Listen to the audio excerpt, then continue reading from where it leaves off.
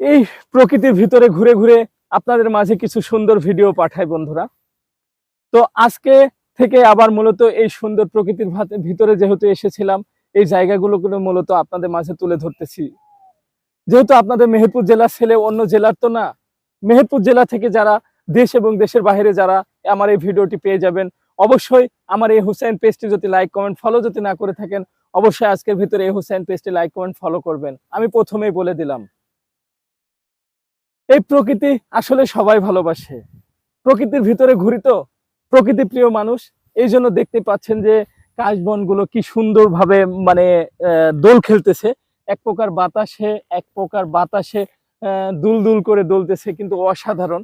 ছবি তোলার জন্য যারা ডিএসএলআর প্রিয় মানুষ, তারা কিন্তু এই মেহেরপুর জেলার গাংনী উপজেলার 16 টাকা ইউনিয়নের নোনার বিলে অবশ্যই আসবেন। আশা করি ভালো লাগবে। এই ছবি তোলার জন্য জায়গাটা কিন্তু খুবই পারফেক্ট। আগামী দিনে দেখি নতুন কোথাও যেতে পারে কিনা। আর এই লিচুর গাছগুলো কিন্তু আসলে অসাধারণ। আমি কিন্তু আসলে এই বাগানটি কিন্তু আসলে অনেক সময় এসেছিলাম, আমার কিন্তু যেতেই ভালো লাগছে না। তারপরেও যেতে হবে, সময় যেহেতু চলে এসেছে, সন্ধ্যাও হয়ে গেছে।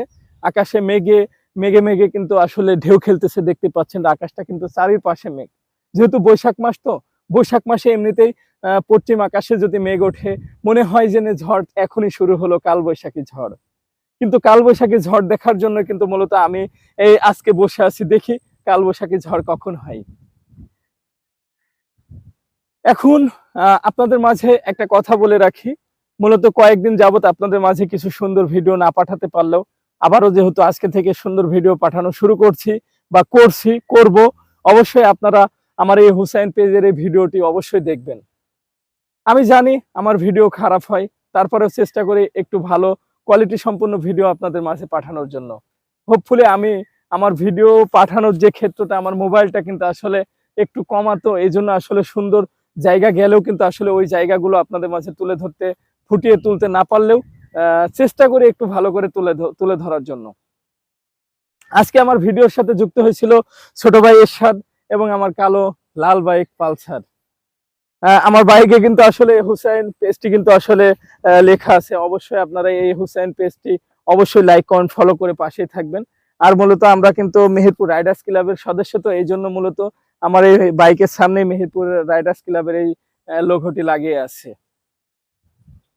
আপনাদের মাঝে কথা বলতে বলতে আসলে অনেক কথাই বলে ফেললাম, আর বেশি কথা বলবো না।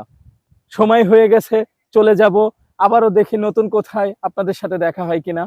তো আজকের এই ভিডিওটি আবারও লাস্ট একটা কথা বলে রাখি, হুসাইন পেজটি লাইক কমেন্ট ফলো যদি না করে থাকেন, অবশ্যই আজকের ভিতরে হুসাইন পেজটি লাইক কমেন্ট ফলো করে পাশেই থাকবেন। এই বলে আজকের এই সুন্দর দিনটি আজকে আমি এখানেই মানে ভিডিও করার ক্ষেত্রে শেষ করতেছি। দেখি আগামীকালকে আবার কোথাও দেখা হয় কিনা।